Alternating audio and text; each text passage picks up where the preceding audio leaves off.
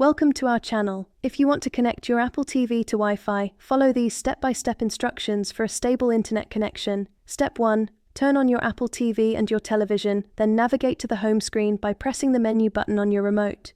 Step 2. Select Settings from the main menu using your Apple TV remote control. Step 3. Scroll down and select Network to access your network settings and connection options.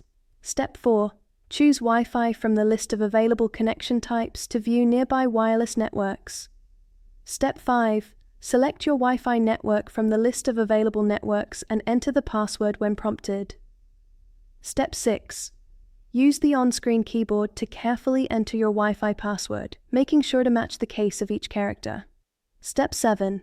Wait for your Apple TV to connect to the network, which may take a few seconds to establish the connection. Step 8. Once connected, you should see a check mark next to your network name, and you can test the connection by opening an app or streaming content. Don't forget to like this video and subscribe to our channel.